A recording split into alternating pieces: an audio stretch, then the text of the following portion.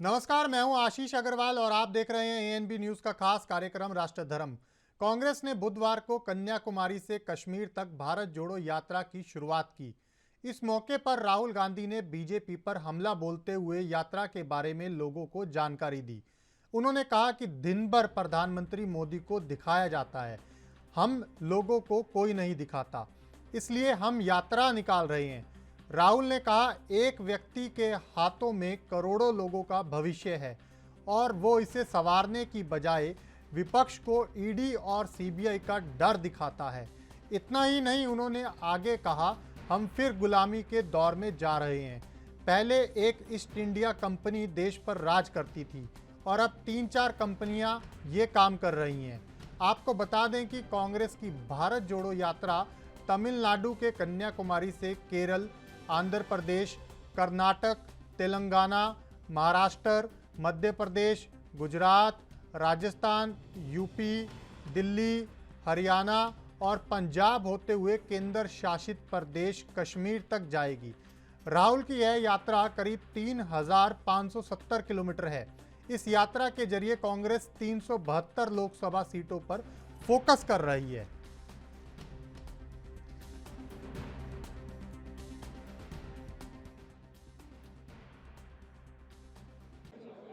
गांधी जी के सत्य अहिंसा का संदेश लेके चल रहे वो देश के लिए जो आज नफरत का, भय का माहौल है, घृणा का माहौल है, वो समाप्त कैसे हो। देश एक रहे, अखंड रहे, सभी जाति धर्म के लोग प्यार से मोहब्बत से रहे, ये उनका मकसद है। आज वो राजीव गांधी जी की समाधि पे गए, तब उन्होंने यही कहा है कि मैंने तो मेरे पिता को खो दिया घृणा ने, डर ने, नफरत ने। मैं जब तो मेरा देश जो है वो घृणा का, नफरत का शिकार नहीं हो, मुल्क एक रहे, अखंड रहे, तो प्यार की, मोहब्बत की यात्रा है ये मेरा मानना। सर, वहीं पे बीजेपी टारगेट कर रही है, क्या भारत क्यों जोड़ो, भारत जुड़ा हुआ नहीं है, वहीं पे बीजेपी। सामरिक ताना माना कमजोर हो गया देश का, धर्म जाति के नाम पर लोग बिखरे हुए हैं। हर मोहल्ले में, गली के अंदर भी डर लगता है कि मेजोरिटी वाले कहीं हमारे ऊपर अटैक नहीं कर दे। पूरे देश के अंदर ये माहौल है, उसके कारण से ये स्थिति बनी है। इसको ठीक करने की जिम्मेवारी भी सरकार की है, हमारी भी है। हम निभा रहे हैं यात्रा के माध्यम से, सरकार निभाए अपने तरीके से। प्रधानमंत्री जी को अपील करनी चाहिए देशवासियों को, उनका असर पड़ेगा कि वो प्रधानमंत्री देश के हैं, कि मैं चाहूँगा देश में प्रेम, भाईचारा, सद्भावना का माहौल बने और किसी भी कीमत में मैं हिंसा को बर्दाश्त नहीं करूँगा। परिवार के प्रोटेक्शन, पप्पू के प्रमोशन और प्रॉक्सी प्रेसिडेंट के प्रयास में लगी हुई जो बची खुची पॉलिटिकल पार्टी है, वो देश को क्या जोड़ेगी जब उसकी पार्टी खुद नहीं बच रही है। अब दिक्कत यह है कि उनके यहाँ जो है वो हर दिन पलायन प्रोग्राम चल रहा है और इस पलायन परेड पर ध्यान देने के बजाय तथाकथित भारत जोड़ो परेड में लगे हुए हैं। तो पहले तो अपने पार्टी में जो पलायन परेड चल रही है उसको कंट्रोल करिए, उसको देखिए। कांग्रेस का समय में तो भारत दो टुकड़ा हो ही गया था। अभी भारत जोड़ने के लिए तो कांग्रेस को पाकिस्तान जाना है। तभी राहुल गांधी को फिर से लाने का तैयारी वही है, भारत तो डिवाइड हो गया 1947 में। अगर भारत जोड़ो यात्रा करना है तो राहुल गांधी को ये यात्रा पाकिस्तान में करना सही है। भारत में यात्रा करने से क्या फायदा होगा? भारत तो जुड़ा हुआ है, खंडित क्या हुआ? पाकिस्तान ही खंडित हुआ। तो इसीलिए मैं राहुल गांधी को सलाह देता हूं कि भारत जोड़ो कार्यक्रम आप पाकिस्तान में लेके जाइए। वो असुरक्षित महसूस कर रहे हैं, इसलिए इस तरह की भाषा बोल रहे हैं। भारत जुड़ा हुआ है, पर भारत बांटने की कोशिश जाति और धर्म के नाम पर, आर्थिक स्तर के नाम पे भाजपा कर रही, उसके खिलाफ ही है। समाज को जो बांटने का काम कर रही है भारत में, उसके खिलाफ। मैं इस यात्रा की तुलना महात्मा गांधी तब की कांग्रेस की जो दांडी यात्रा अंग्रेजों के खिलाफ हुई थी, उससे इसकी तुलना करता हूं। उस समय भी यही परिस्थितियां थी। ईस्ट इंडिया कंपनी लूट रही थी, देश लूट रहा था, इसका कच्चा माल जा रहा था कौड़ियों के भाव। अब क्या हो रहा है? हमारे बने बनाए संस्थान लूटे जा रहे हैं। अंग्रेज भी क्या करता था? हिंदू मुसलमान लड़ाता था, ये भी वही कर रहे हैं। भाषा के नाम पे करता था, रियासत के नाम पे करता था, समाज को बांटता था। अब ये राज समझ में नहीं आता कि देश की 27 करोड़ आबादी जो गरीबी रेखा के ऊपर गई थी उसकी 23 करोड़ ये नीचे ले आए गरीबी रेखा के। पर अडानी दुनिया का नंबर 3 का अमीर हो गया, एशिया का सबसे अमीर हो गया। तो कहीं ना कहीं से ला कर अडानी की तिजोरी में तो डाला जा रहा है ना, वो है भारतवासी। उन भारतवासियों को बचाने के लिए ये यात्रा निकाली है। तो कश्मीर से कश्मीर तक, कन्याकुमारी से लेकर कश्मीर तक ये यात्रा निकाली जाएगी और कांग्रेस की जो भारत जोड़ो यात्रा है वो आज से शुरू हो गई है। राहुल गांधी ने इस यात्रा की कमान संभाली है। राहुल गांधी इस यात्रा का नेतृत्व करेंगे। तो कहीं ना कहीं कांग्रेस एक बार फिर से अपने सफ़र पर निकली है और कन्याकुमारी से लेकर कश्मीर तक इस यात्रा को निकाला जाएगा। करीबन 3500 किलोमीटर लंबी ये यात्रा 150 दिन तक चलेगी, ये कांग्रेस की ओर से कहा गया है। और 300 से ज़्यादा लोकसभा सीटों पर फोकस किया जाएगा इस यात्रा के दौरान। कांग्रेस ने बुधवार को कन्याकुमारी से कश्मीर तक भारत जोड़ो यात्रा की शुरुआत की है, आपको बता दें। और राहुल गांधी ने इस दौरान बीजेपी पर हमला बोला है।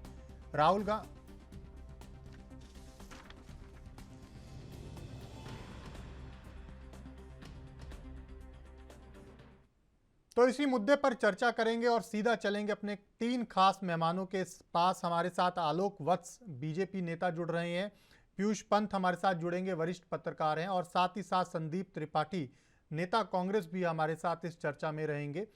पीयूष जी, सबसे पहले आप ही के पास आऊँगा।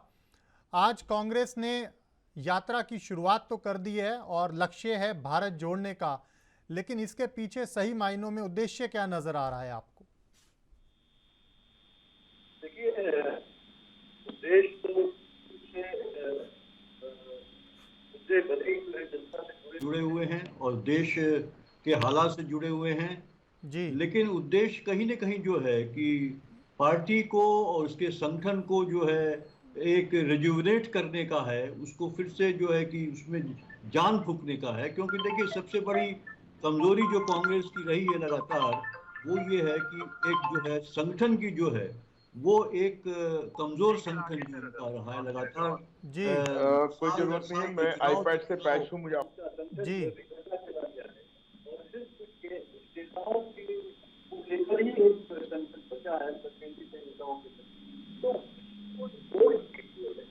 जनता से जुड़ना और कार्यकर्ताओं में उत्साह और पार्टी को निश्चित रूप से 2024 की राह में जो है आगे ले जाना।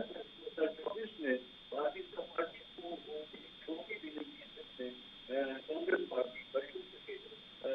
ये एक राजनीतिक मकसद है इसका। निश्चित रूप से देखिए, राजनीतिक करते हैं आप तो राजनीतिक मकसद होते हैं, लेकिन राजनीति बिना मुद्दों के नहीं होती है। और जन मुद्दे ही होते हैं जिनको लेके आप जनता के बीच जा सकते हैं और जनता को प्रभावित कर सकते हैं। तो निश्चित रूप से मुद्दे जनता के हैं, लेकिन उद्देश्य जो है वो कांग्रेस पार्टी को डिवाइड करना, कांग्रेस पार्टी से जान। ठीक है, मैं आऊँगा। आलोक जी हमारे साथ जुड़े हैं। आलोक जी, कांग्रेस ने नारा दे दिया भारत जोड़ने का, लेकिन लगातार आपकी पार्टी के नेता ये कह रहे हैं कि भारत तो पहले से जुड़ा हुआ है, कांग्रेस को जोड़ने की जरूरत है।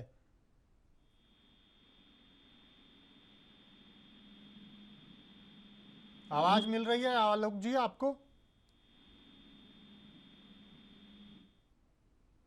तो चलिए आपको बता दें कि आज कन्याकुमारी से कश्मीर तक कांग्रेस ने भारत जोड़ो यात्रा की शुरुआत की है।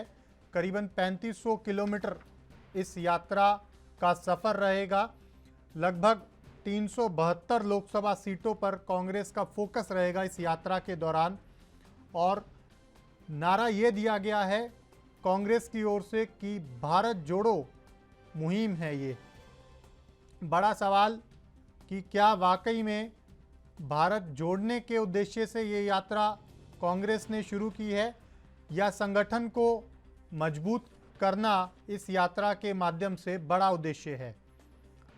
लगातार जो विरोधी दल हैं कांग्रेस के, वो सवाल उठा रहे हैं और ये कह रहे हैं कि भारत को जोड़ने की नहीं बल्कि कांग्रेस को जोड़ने की ज़्यादा ज़रूरत है और यही कहीं ना कहीं कांग्रेस के आला कमान का उद्देश्य है, जिसके चलते इस यात्रा को निकाला जा रहा है।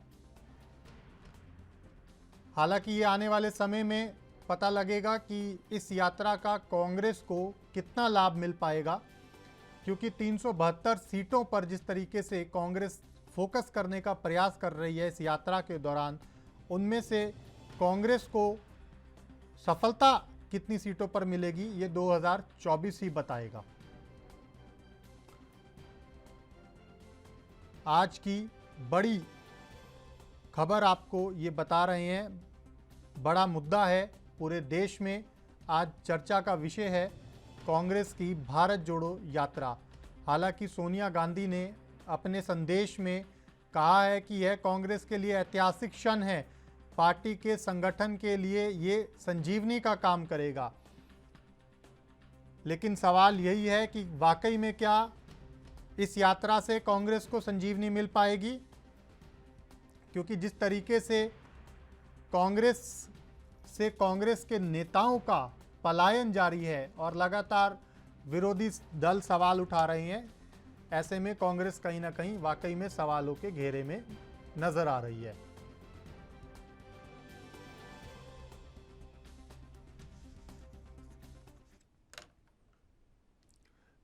पीयूष जी, जिस तरीके से हम चर्चा कर रहे थे और आपने भी कहा कि कहीं ना कहीं कांग्रेस के लिए ये ज़्यादा ज़रूरी है, और सोनिया गांधी ने भी स्पष्ट तौर पर अगर देखा जाए तो कह ही दिया है कि ये यात्रा जो है पार्टी के संगठन के लिए संजीवनी का काम करेगी। लेकिन बड़ा सवाल पीयूष जी ये है, 3500 किलोमीटर का सफ़र है, करीबन 5 महीने का लक्ष्य रखा गया है, सफ़र का समय रखा गया है। क्या वाकई में लगता है कि 5 महीने 3500 किलोमीटर चलने के बाद जो 372 लोकसभा सीटों पर फोकस करने का प्रयास कांग्रेस कर रही है, वहां पर कांग्रेस को सफलता 2024 के लिए मिल पाएगी? तो भविष्य के गर्भ में है ये बात जी कितनी, लेकिन निश्चित रूप से लोगों को जोड़ने में निश्चित रूप से कांग्रेस को सफलता मिलनी चाहिए जी। और अपने जो कार्यकर्ता हैं उनको उत्साहित करने में, देखिए इससे एक फायदा होगा कि जो देखिए चुनाव आपको वोट कैसे पड़ते हैं, अगर आपका जो है ग्रास रूट लेवल तक में जो है, ब्लॉक लेवल तक में जो है, अगर कार्यकर्ता है वो उत्साहित है, वो मतदाताओं को लेके आ रहा है, तब तो जो है कि तभी आप चुनाव जीत पाते हैं। तो ये कम से कम यात्रा एक ये काम करेगी कि जो कांग्रेस के वर्कर्स हैं जो अपने को अलग अलग महसूस कर रहे थे और जो बहुत से इधर छिटक गए, उनमें एक उत्साह पैदा होगा, फिर से जुड़ने का एक उनको जो है कि लक्ष्य दिखाई देगा और निश्चित रूप से इसका फायदा कांग्रेस को मिल सकता है। जरूरी नहीं है कि कांग्रेस इन सभी सीटों में सफलता पा जाए। दूसरे देखिए बहुत से परम्यूटेशन कॉम्बिनेशन होते हैं, आपको पता है हमारी जो चुनावी प्रक्रिया है उसमें किस तरह से जाति के आधार पर टिकट बंटवारे से लेके कैसा कैंपेन होता है, लोगों का कितना उसमें प्रभाव पड़ रहा है, ये तमाम चीजें होती हैं। लेकिन जो कांग्रेस का असली संकट है उसके पास कार्यकर्ता नहीं है, उसके पास जो है कि इस ग्रास रूट लेवल पे संगठन बहुत कमजोर है। तो निश्चित रूप से ये यात्रा जो है ये सफलता प्राप्त करेगी, इसमें उनको वापसी करने में उन कार्यकर्ताओं के लिए जो कांग्रेस की अब कहें कि अकर्मण्यता कह सकता हूं मैं, जो उनके शीर्ष नेतृत्व है, जनता से जुड़ने की जो अकर्मण्यता थी वो टूटती हुई दिखाई देगी। तो निश्चित रूप से जो है कार्यकर्ता उनके साथ जुड़ेगा, कार्यकर्ता जुड़ेगा तो संगठन मजबूत बनेगा, संगठन मजबूत होगा तो निश्चित रूप से चुनाव में जो है उनको जो है एक अच्छी खासी जो है वोटरों को अपनी तरफ आकर्षित करने में जो है सफलता मिल सकती है। ठीक है, तो कांग्रेस को सफलता मिल सकती है। फिलहाल एक छोटे से ब्रेक का वक्त है, ब्रेक के बाद भी चर्चा जारी रहेगी। छोटा सा ब्रेक।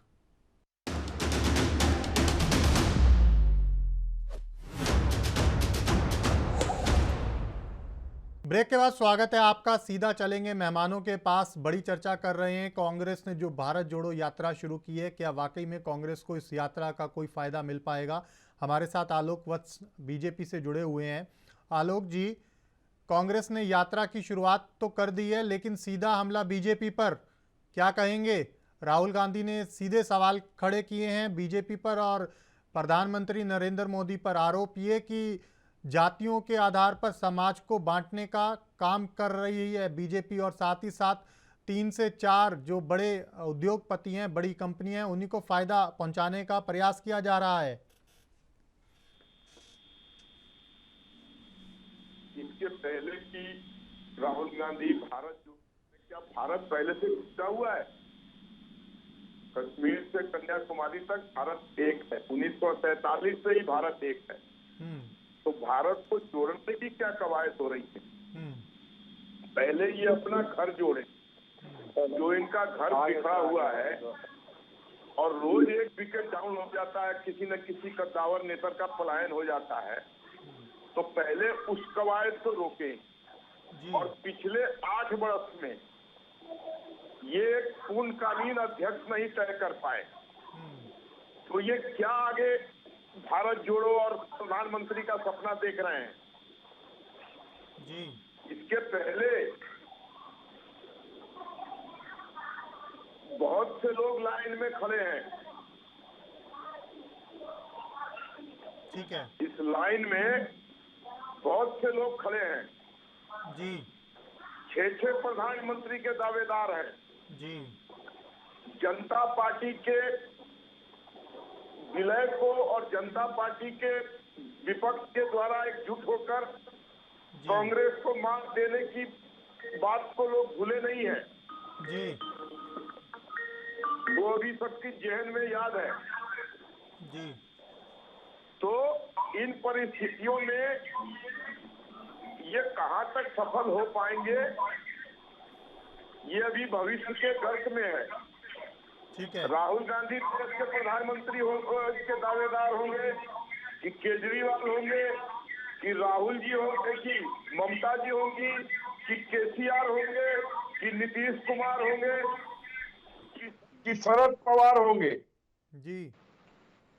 और ये बिखरी हुई पार्टियां रोज एक नए दावेदार खड़े कर देती है प्रधानमंत्री के रूप में। तो पहले ये तय कर ले कि आपस में ये एकजुट होकर ये क्या भारतीय जनता पार्टी को टक्कर देने की स्थिति में है। इनके जितने भी वरिष्ठ नेता हैं वो सब किसी न किसी मुकदमे में बेल पे हैं, चाहे राहुल गांधी हो, चाहे सोनिया गांधी हो, चाहे चिदम्बरम हो, चाहे अशोक गहलोत हो, चाहे सचिन पायलट हो, 1-2 तो दिवंगत भी हो गए। तो ये पार्टी साफ सुथरी छवि के नेताओं के साथ नहीं जा रही है पब्लिक में और परिवारवाद से बाहर निकल के आ नहीं पा रही है।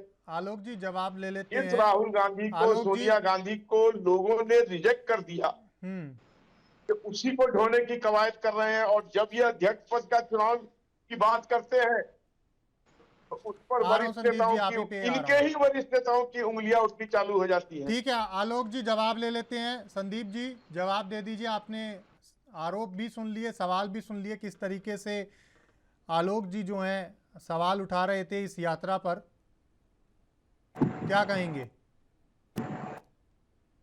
ये लोग जब गांधी जी ने असहयोग आंदोलन चलाया था, दांडी मार्च किया था, तब भी ये सवाल उठा रहे हैं। इनको सिर्फ तब ये अंग्रेजों की दलाली करते थे, आज 2 व्यक्तियों की दलाली कर रहे हैं। इनका काम ही है दलाली करना और ये दलाली करने का पेशा ये छोड़ना नहीं चाहते सत्ता मिलने के बाद भी। रही बात, अभी बात कर रहे थे 6 प्रत्याशी हैं, 7 प्रत्याशी हैं, अलग अलग पार्टियों की बात कर रहे हैं। 2014 के पहले क्या आप अकेले चुनाव लड़े थे या आज आप अकेले चुनाव लड़ रहे हैं? आज भी तो आप विभिन्न पार्टियों से मिलकर चुनाव लड़ रहे हैं। आज एनडीए बनाम यूपीए है। आज दो चीजें हैं। आज इस देश में 2 विचारधारा है।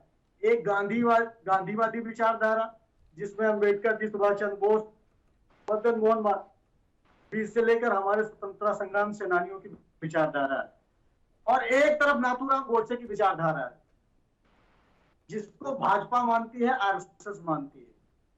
तो जो भी उस विचारधारा, गांधीवादी विचारधारा में विश्वास रखते हैं वो इस यात्रा में शामिल होने के लिए तैयार बैठे हैं और लोग बैठेंगे और रहेंगे इस यात्रा में।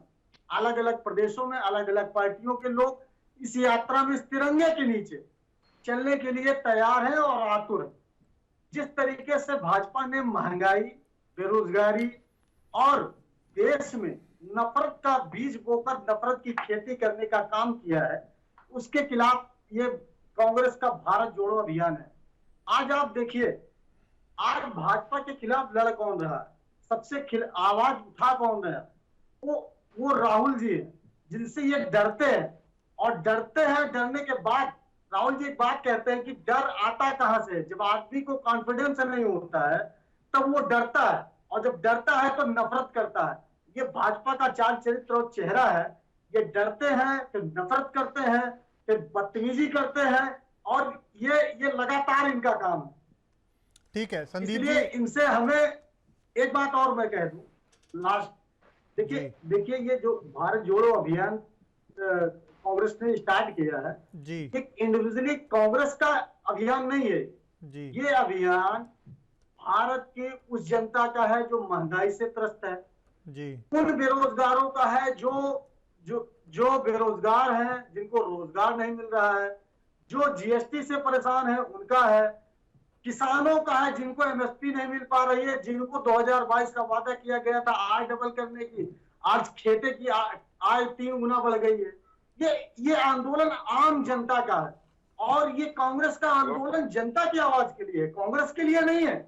कांग्रेस, देखिए राहुल जी ने एक बात स्पष्ट की, चुनाव जीतना हारना एक अलग विषय है, और इसमें एक हम तिरंगा लेकर निकले, कांग्रेस का सिंबल लेकर नहीं निकले। तो इसलिए ये कह देना कि ये कांग्रेस या राहुल जी को प्रमोट करने के लिए, बिल्कुल नहीं। ये देश की जनता की आवाज है, ये हिटलर शाही मानसिकता के खिलाफ आवाज है, और ये भाजपा को समझ लेना चाहिए कि आपके खिलाफ लड़ने वाला व्यक्ति गांधीवादी फैमिली से है, गांधी परिवार से है, इस वजह से आप उस परिवार से डरते हैं। नहीं, परिवारवाद की आप बात करते हैं। ठीक है, अनुराग ठाकुर कौन है?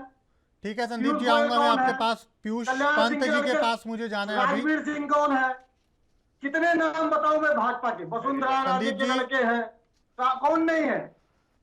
संदीप जी आऊंगा मैं आपके पास। बात नहीं करें तो बढ़िया है। सवाल ये है, पीयूष जी आवाज मिल रही है आपको? जी जी जी।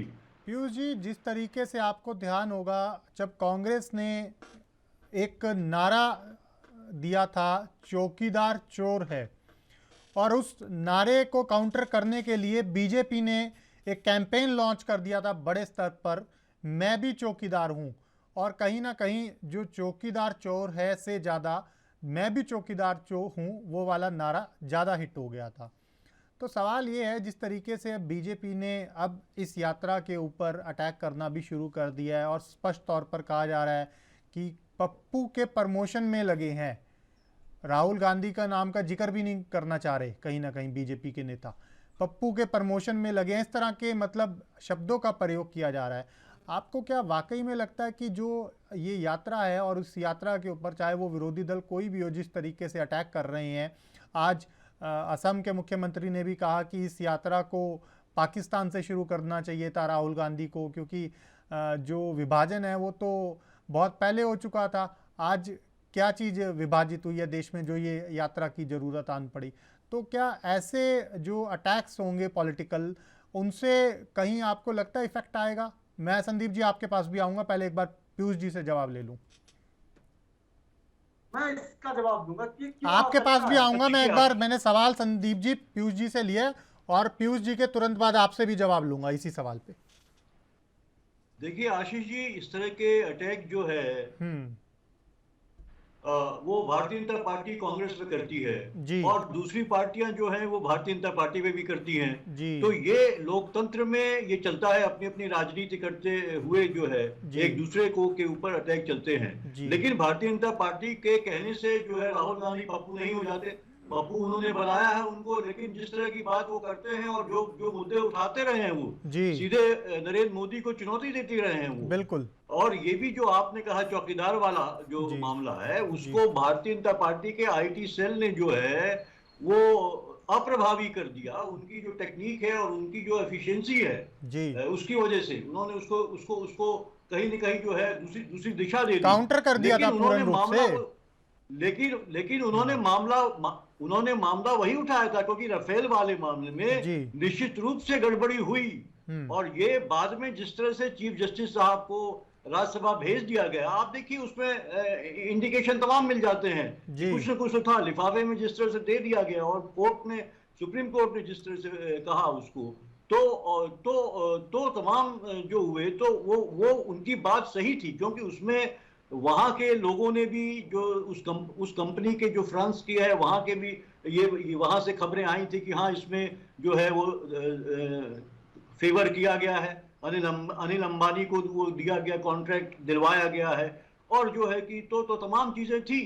तो ये बात उनकी जो थी, क्योंकि नरेंद्र मोदी का ऑरा इतना क्रिएट किया है मीडिया ने और बीजेपी के आईटी सेल ने, तो उसमें लोगों को ये जो है कि बात समझ में नहीं आ रही थी कि जो है चौकीदार भी चोर हो सकता है। लेकिन उसमें कहीं ना कहीं कुछ न कुछ एक सच्चाई छिपी हुई थी। लेकिन जिस तरह से ये देखिए, भारतीय जनता पार्टी बहुत प्रभावी ढंग से जो है वो कैंपेनिंग करती है और मुद्दों को वो डाइवर्ट कर देती है पूरी तरीके से, और उसमें सफल हो जाती है। ये उसकी एक मैं कहूँगा खासियत है, और उनकी जो मशीनरी है ये उसकी एफिशिएंसी है जो, और जिसकी मात जो है कांग्रेस लगातार उसके आधार पे खाती रही है।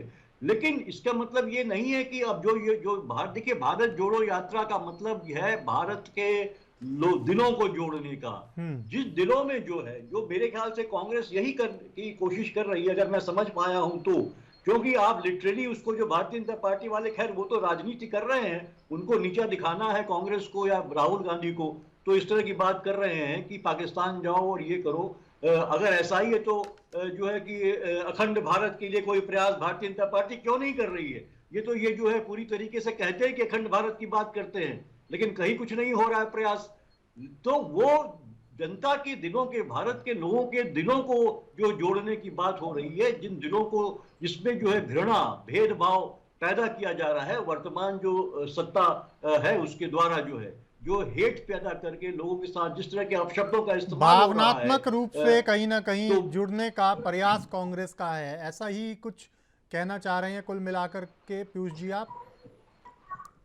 जी बिल्कुल देखिए, भावनात्मक और जो है ये देश की एक आत्मा ये रही है, ये देश की संविधान का एक कल्चर रहा है, संस्कृति रही है और एक आत्मा रही है, भारत की संस्कृति रही है। सब मिलजुल के एक साथ रहते हैं बिना भेदभाव के, चाहे धर्म के, जाति, किसी आधार पे भेदभाव के नहीं है, और एक दूसरे के प्रति प्रेम के साथ रहते हैं। आज क्या देखिए, नफरत फैल रही है, इतनी हिंसा और इतने अपशब्द आपने देखे कभी?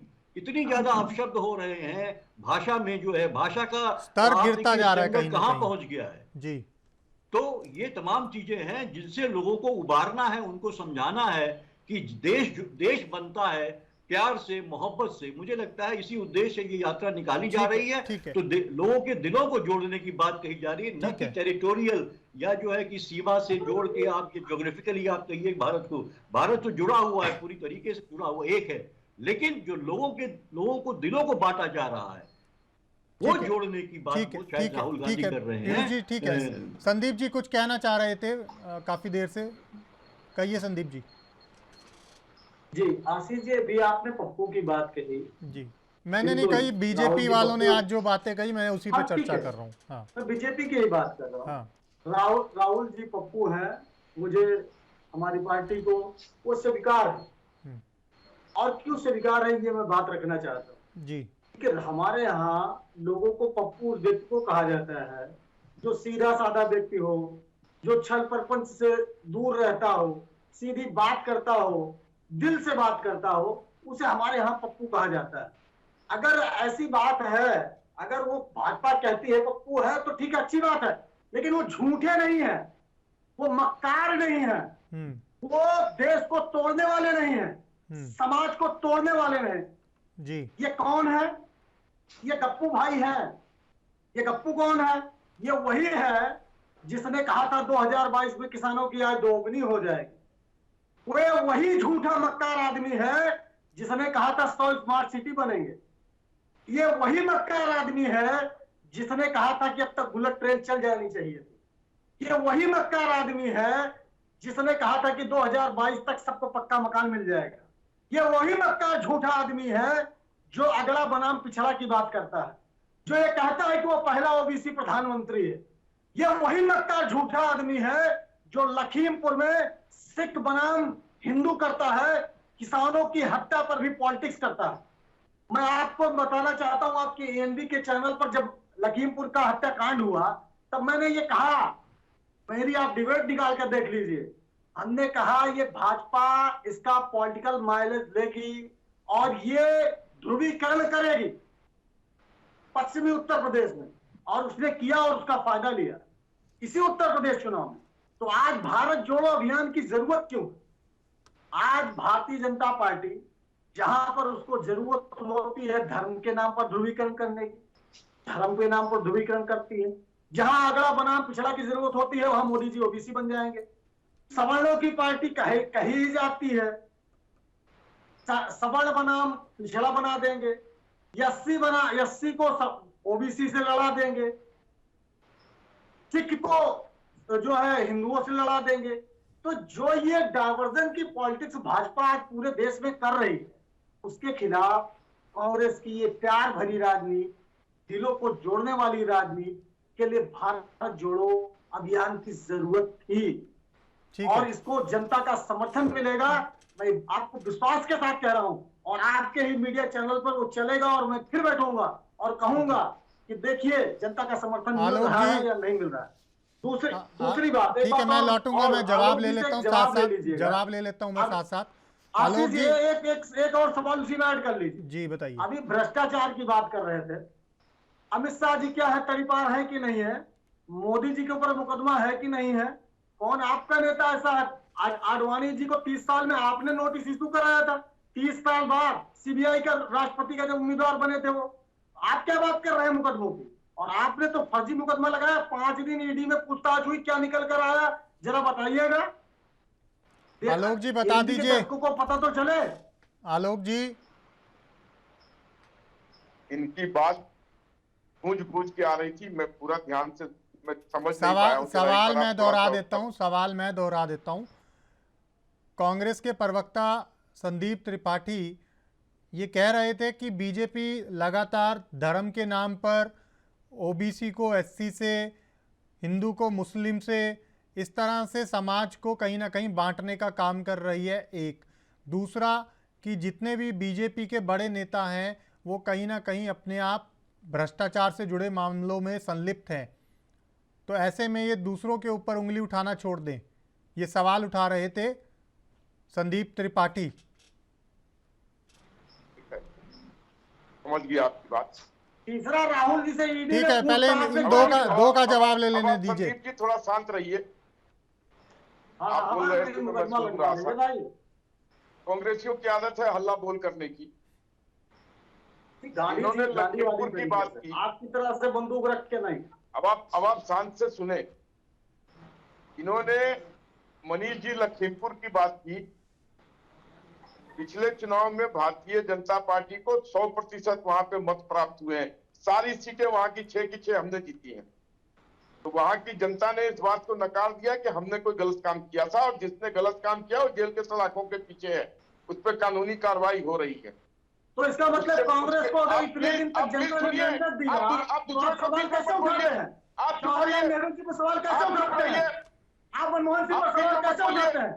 क्या पाकिस्तान के लोगों ने चुना रखा? अगर चुनाव जीतने से गलत सही हो सकता है, ये बताइए 50 साल जनता ने चुना था ना। संदीप जी ऐसे नहीं, संदीप जी एक एक करके आपने अपनी पूरी बात रखी, अब आलोक जी का जवाब कंप्लीट होने दीजिए। एससी एसटी और ओबीसी की बात की। सबसे ज्यादा एससी और एसटी के एमपी और एमएलए भारतीय जनता पार्टी के पास हैं, और सबसे ज्यादा ओबीसी के एमपी और एमएलए हमारे पास हैं।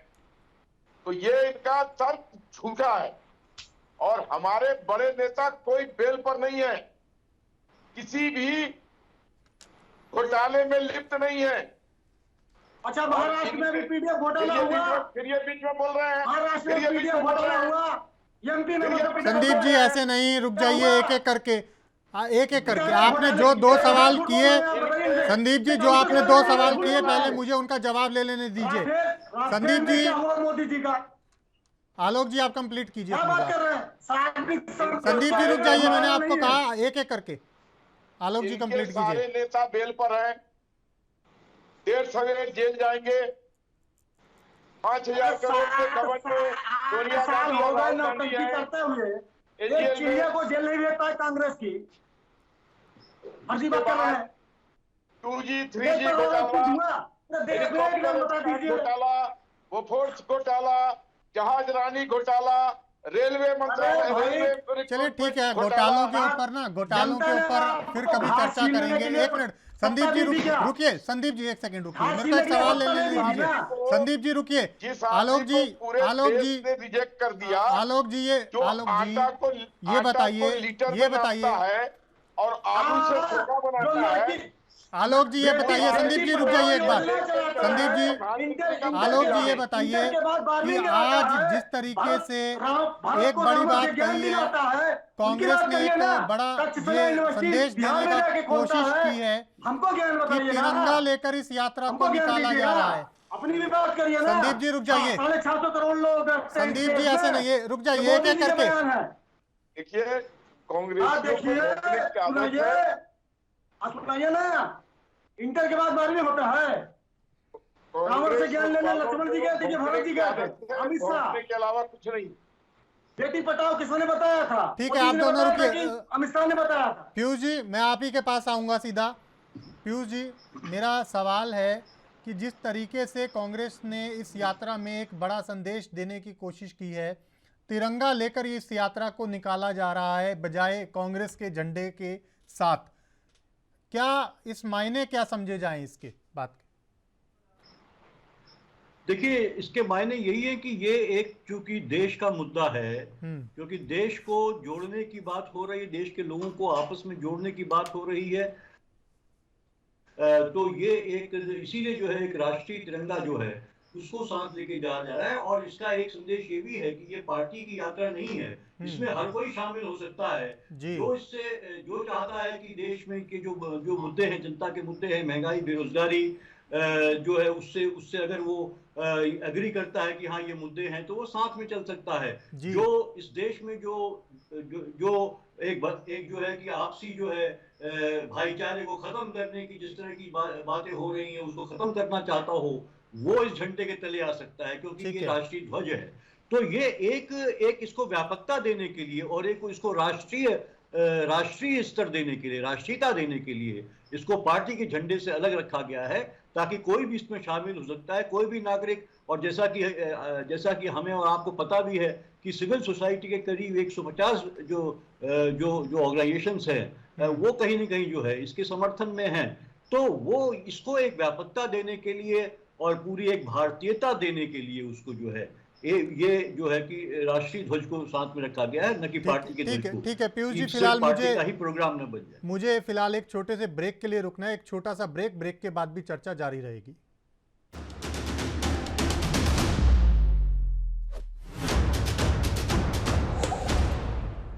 ब्रेक के बाद स्वागत है आपका। सीधे अपने मेहमानों के पास चलेंगे और चर्चा को आगे बढ़ाएंगे कि आखिर कांग्रेस ने जो ये यात्रा शुरू की है, क्या वाकई में कांग्रेस को इसका लाभ 2024 में मिल पाएगा। आलोक जी आपके पास आऊँगा। कांग्रेस के नेता एक बड़ी बात कह रहे हैं आज इस यात्रा को लेकर। गांधी के दौर में जो ये यात्रा निकाली गई थी उससे तुलना की जा रही है, बड़ी तुलना करने का प्रयास किया जा रहा है। कुछ तो समानता उन्होंने देखी होगी जो ऐसी तुलना कर रहे हैं।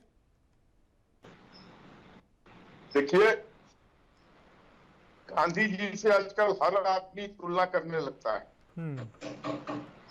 केजरीवाल जी को कोई प्रॉब्लम होता है तो महात्मा गांधी के समाधि पर पहुंच जाते हैं जी। और राहुल गांधी को जब ईडी सीबीआई का कंजा कस गया है तो इनको गांधी याद आ रहे हैं जी।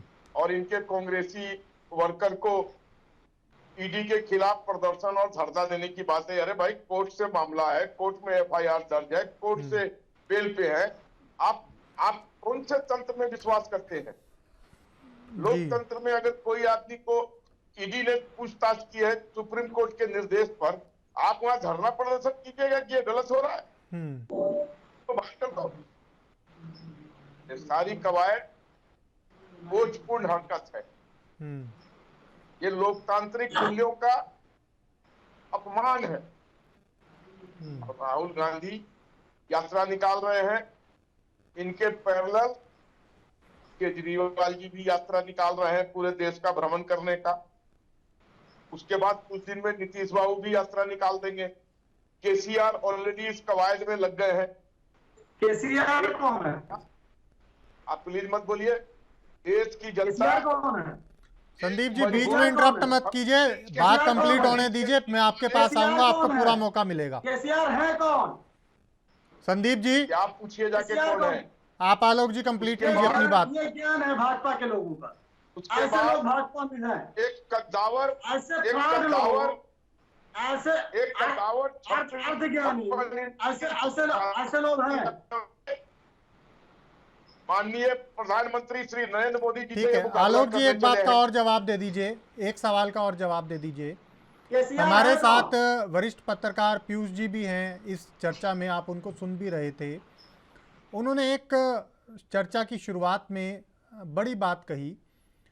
उन्होंने बोला कि राहुल गांधी ने भले ही कहीं ना कहीं इस यात्रा को जब शुरू किया है तो उनका उद्देश्य इस बात से इनकार नहीं किया जा सकता कि संगठन को संजीवनी देना भी रहा हो, लेकिन बड़ा विषय यह है कि जो जनता से जुड़े हुए मुद्दे हैं उन मुद्दों को सामने रखकर इस यात्रा को निकाला जा रहा है। बात उसमें चाहे महंगाई की हो, बात उसमें चाहे ईडी सीबीआई की हो, बात उसमें चाहे बड़े घरानों को लाभ पहुंचाने की हो, क्योंकि कहीं ना जनता के बीच में, जनता के माइंड में एक परसेप्शन बनता जा रहा है कि शायद वाकई में कुछ एक बड़े घरानों को लाभ दिया जा रहा है या ईडी सीबीआई का प्रयोग किया जा रहा है।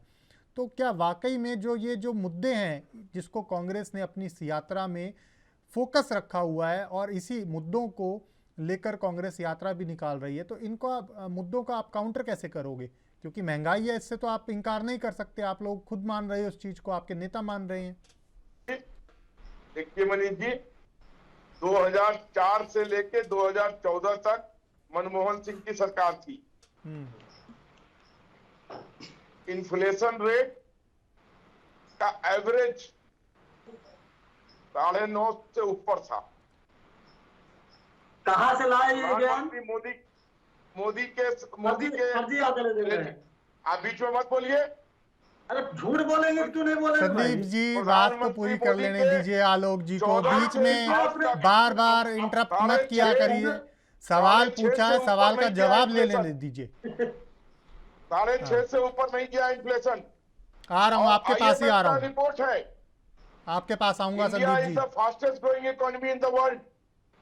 और परसों का रिपोर्ट है कि वर्ल्ड में हम 5वें स्थान पर पहुंच गए हैं इकोनॉमी के मामले में। हम जर्मनी से थोड़ा ही पीछे हैं। तो इन सारी कवायद के पीछे नरेंद्र मोदी की दूरदर्शिता, कर्मठता, ईमानदारी से किया गया काम है। और आपके पास क्या है? घोटालों का अंबार है। ठीक है संदीप जी, अब जवाब दीजिए। देखिए अभी बात हमारे भाजपा के केसीआर वाले मित्र ने कही, जो ये बात अभी कर रहे हैं वो तथ्य से परे है। पहली बात तो जो एवरेज इन्फ्लेशन रेट की बात कही वो गैर तथ्यात्मक बात है। आप आंकड़े उठवाकर अपने जो है डिपार्टमेंट से बोलिए, तुरंत निकाल के आपको दे देंगे, पहली बात। दूसरी बात, आप देखिए दो चीजें होती हैं। जब आपको एक बार एग्जाम्पल के साथ समझाना चाहता हूँ आपके दर्शकों के लिए, हमें एक गाड़ी खरीदनी है, मेरे जेब में 30,000 रुपए है, गाड़ी की कीमत 20,000 रुपए है, और वो गाड़ी में अगर मेरे जेब में 30,000 है तो मुझे खरीदने में दिक्कत नहीं होगी, हम जाके उस गाड़ी को आराम से खरीद सकते हैं, इसलिए कि हमारे पास 30,000 है। लेकिन अगर वही गाड़ी की कीमत 15,000 रुपए हो जाए और हमारी जेब में सिर्फ 10,000 रुपए हो, वो गाड़ी खरीदने के लिए हमें सोचना पड़ेगा। आप देखिए, कांग्रेस जब यूपीए सरकार की बात कर रहे हैं, आप आंकड़े उठाकर देख लीजिए कितनी ज्यादा टू व्हीलर्स उस समय खरीदी गई हैं, कितने फोर व्हीलर्स आए हैं, कितने खुद इंडिपेंडेंट लोगों ने अपने मकान बनवाए उस समय। क्यों? भले मैं ये बात मैं एक्सेप्ट करता हूं कि उस समय महंगाई बड़ी थी, वो भी सेकंड यूपीए सेकंड के लास्ट ईयर की बात कर रहे हैं। हमारे मित्र ने 1 साल का आंकड़ा दिया है कि 5 साल की बात नहीं कर रहे हैं।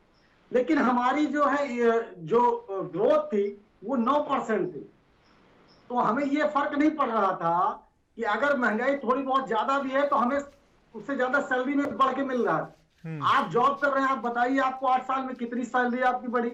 आज आप 8 साल का कंपैरिजन कर लीजिए, जो 8 साल पहले मिलती थी उससे कम सैलरी मिल रही है लोगों को। सैलरी कम हो गई, इसलिए महंगाई ज्यादा दिख रही है। आप इस बात को समझिए। बात यह है कि महंगाई क्यों ज्यादा है, इसलिए कि आपकी ग्रोथ खत्म हो गई। आज ग्रोथ 3% है, और कैसे है ये मैं बता रहा हूं। अभी क्वार्टर में अभी इन्होंने कहा 6% 7% इन्होंने बताया कि इस क्वार्टर की ग्रोथ जीडीपी की 6 से 7% है। हुआ ये कि जब माइनस में जीडीपी गई, माइनस में प्लस आते आते अभी 3% हुआ। और कंपैरिजन का होता है, पिछले वर्ष से कंपैरिजन होगा, जब आप माइनस में हैं तो आप 7% 8% दिखेगा ही। लेकिन आप 2014 से कंपैरिजन करिए ना, आप आज माइनस में है 2014 की जीडीपी से। जो ग्रोथ उस समय थी उस ग्रोथ से आज बात माइनस में है ग्रोथ में। इस बात को हमें समझना होगा कि इस देश की जीडीपी -14% तक गई थी। अब वो कुछ भी वजह हो सकती है, कोरोना काल के पीछे सकते हैं अपने कुप्रबंध नोटबंदी को जो है सही ठहराने के लिए, लेकिन वो फैक्ट है, वो जो है गैर तथ्यात्मक बात नहीं है। दूसरी बात घोटालों की बात कर रहे हैं। अभी ताजा मध्य प्रदेश में एक खाद्य का घोटाला हुआ है, जिसमें स्कूटर के नंबर मिले हैं राशन को ढोने के लिए आंगनबाड़ी के, और जो खाद्य रसद विभाग की गाड़ियां लगती हैं उसमें बहुत सारी गाड़ी इनके विभाग की रिपोर्ट है, संदीप त्रिपाठी की रिपोर्ट नहीं है। लेकिन आप बताइए क्या कार्रवाई हुई? ममता बनर्जी के एक साथी हुआ करते थे इनके यहाँ आकर, वो बने थे प्रदेश राष्ट्रीय उपाध्यक्ष, उनके खिलाफ सीबीआई जांच चल रही थी। भाजपा ज्वाइन किए, क्या हुआ?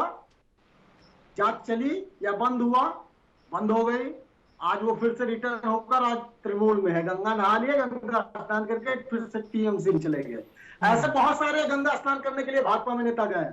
इंतजार कर लिए, इस वॉशिंग मशीन में धुलकर बहुत सारे नेता अपने आप कांग्रेस पार्टी फिर से ज्वाइन करने वाले हैं। ये मैं बता दे रहा हूँ। ठीक है संदीप और जी, आप बात कर रहे थे, ठीक है, लौटूंगा मैं आपके पास। थोड़ा सा पीयूष जी, एक पॉइंट और रख देता हूँ, लोकतांत्रिक मूल्य। मैं लौटूंगा, समय का अभाव है, पीयूष जी के पास जाना है मुझे। पीयूष जी, एक बड़ा विषय है, समझने की जरूरत है उस विषय को। संदीप जी आऊंगा मैं, नहीं अभी आऊंगा मैं। पीयूष जी नहीं, मैं आप लौटूंगा आपके पास, अभी मुझे समय का अभाव है, पीयूष जी के पास जाना है। पीयूष जी, एक बड़ा सवाल है, यात्रा बेशक शुरू कर दी है कांग्रेस ने, 3500 किलोमीटर का सफर तय करना है, 150 दिन कांग्रेस के नेता देने जा रहे हैं, और 372 सीटों पर फोकस है। बड़ा सवाल यह है कि क्या सिर्फ यात्रा करने से जो एक भावनात्मक जुड़वाव है वो हो पाएगा आम आदमी के साथ? ये सबसे बड़ी रणनीति का जो आप समझिए कि कहीं ना कहीं हिस्सा बनाने की ज़रूरत है कि आखिर इस यात्रा से कांग्रेस जो संदेश देना चाह रही है वो खाली सिर्फ यात्रा करने से संदेश चला जाएगा। उदाहरण के तौर पर मैं आपको 3 बिंदु पढ़ के बता रहा हूं जो मेरे पास हैं, और ये कांग्रेस की रणनीति के 3 बिंदु जो हैं वो हमें जानकारी मिली है। पहला ये कि कन्याकुमारी से लेकर कश्मीर तक राहुल गांधी के साथ 100 लोग रहेंगे। कांग्रेस ने इसका नाम भारत यात्री दिया है। इनमें पार्टी के वरिष्ठ नेताओं और फ्रंट ऑर्गेनाइजेशन के सदस्य रहेंगे। दूसरा, अतिथि यात्री यानी कि गेस्ट जो आपके होंगे उनकी बात यहाँ पर कांग्रेस ने की है। जिन राज्यों में भारत जोड़ो यात्रा की टीम नहीं जाएगी उन राज्यों से 100 लोग कांग्रेस की इस यात्रा में शामिल होंगे। इन्हें अतिथि यात्री का दर्जा दिया गया है।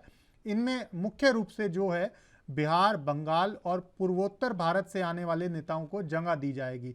सिविल सोसाइटी, क्योंकि आपने उनका जिक्र कर ही दिया सिविल सोसाइटी के लोगों का, हालांकि वो लोग भी इसमें शामिल रहेंगे। और तीसरा और अंतिम पहलू ये कि भारत जोड़ो यात्रा जिन राज्यों से गुजरेगी, उन राज्यों की सीमा में जहां जहां राहुल गांधी जाएंगे उनके साथ राज्य के 100 लोग होंगे। कांग्रेस ने इनका नाम प्रदेश यात्री दिया है। तो यानी कि कहीं ना कहीं पूर्ण रूप से जो जिम्मेदारियां हैं वो कांग्रेस ने तय कर रखी हैं, चाहे वो प्रदेश यात्री की हों, चाहे वो अतिथि यात्री की हों, और साथ ही साथ फ्रंटल ऑर्गेनाइजेशन की भी जिम्मेदारी तय की है। मगर क्या वाकई में लगता है कि ये जो रणनीति बनाई है कांग्रेस ने, इस रणनीति के माध्यम से वाकई में आम आदमी तक वो संदेश जा पाएगा जो कांग्रेस के नेता सोच लेकर इस यात्रा को निकालने के लिए उतरे हैं सड़कों पर? देखिए, इतना तो हो पाएगा मुझे नहीं लगता, लेकिन हाँ, इस यात्रा से एक माहौल बनेगा। हाँ। और लोगों में एक उत्सुकता पैदा होगी जहां जहां से यात्रा गुजरेगी। और चूंकि आपने जो बताया, जो कैटेगरी इन्होंने रखी है, जहां से नहीं भी गुजर रही है जी, तो जो पड़ोस के जो फ्रंटल ऑर्गेनाइजेशन के सदस्य हैं, उनमें अतिथि यात्री हैं, उनकी सहायता ली जाएगी। अतिथि और इस तरह से जो है स्थानीय अतिथि, ये तमाम तरह का कैटेगराइजेशन किया गया है। ये इसीलिए किया गया कि लोगों को जोड़ने का। लेकिन देखिए, यात्रा सुबह से शुरू होगी, फिर ब्रेक भी है यात्रा का। तो मेरा ये मानना है कि उस बीच में जनता से संवाद अगर ये करते हैं, सिर्फ ये नहीं कि अपने शेल में चले जाएं, उसके बाद जो इनका खोखा बना रखा है इन्होंने, रेलवे उसका जो बना, जिसमें एसी भी है और सब कुछ सुविधाएं हैं, उसमें जाके आप अपने पैर की थकान दूर करें, ऐसा नहीं हो। लगातार सक्रिय रहें। जो गैप होगा, आम आदमी से संवाद बहुत जरूरी है, क्योंकि आम आदमी से संवाद नहीं होगा तो खाली यात्रा से क्या हासिल होगा। लोगों से संवाद करेंगे, अपने मुद्दों को समझाएंगे, देश के मुद्दों को समझाएं, और इस बात को समझाएं कि भारतीय जनता पार्टी जो लोगों को जो है कि अमीर और गरीब की नीतियां जो है, वो कुछ घराने जो है अमीर होते चले जा रहे हैं, बाकी जनता जो है वो जो है कि अपना रोजमर्रा की जिंदगी जीने की मशक्कत करने में लगी हुई है। और इसको, ताकि जनता जो है इसको सवाल न उठाए, इसके लिए जो है एक धर्म के धार्मिक मुद्दों को लगातार उठाया जा रहा है भारतीय जनता पार्टी द्वारा। ये अगर बात लोगों को समझा पाती है कांग्रेस, तो निश्चित रूप से जो है कि कांग्रेस की ये यात्रा सफल मानी जा सकती है। ठीक है संदीप जी, फाइनल कमेंट दे दीजिए 30 सेकंड में, ज्यादा समय नहीं दे पाऊंगा, समय का बहुत अभाव है मेरे पास। फाइनल कमेंट जल्दी से। देखिए, अभी आपने कही कि मुद्दों की बात, और इस यात्रा के साथ में एक और बात आपको ऐड कर दूं। इस यात्रा के साथ साथ जैसे उत्तर प्रदेश में सिर्फ बुलंदशहर से यात्रा गुजर रही है, तो उत्तर प्रदेश के सारे जिलों के जिला अध्यक्षों को, शहर अध्यक्षों को 15 किलोमीटर यात्रा का एक कार्यक्रम दिया गया है कि इस यात्रा के साथ साथ अपने क्षेत्रों में आप 15 किलोमीटर की यात्रा प्रतिदिन जो है आप करिए। ठीक है, मेरे पास समय का अभाव है संदीप जी, समय का अभाव है मेरे पास। आप तीनों मेहमान जुड़े हमारे साथ, बहुत शुक्रिया आप तीनों खास मेहमानों का। सवाल बड़ा यही है कि कांग्रेस ने जो भारत जोड़ो यात्रा शुरू की है, क्या वाकई में 2024 में कांग्रेस को इसका लाभ मिल पाएगा, ये बड़ा सवाल है। राष्ट्र धर्म में मेरे साथ आज के लिए इतना ही। आप देखते रहिए ANB न्यूज़। नमस्कार।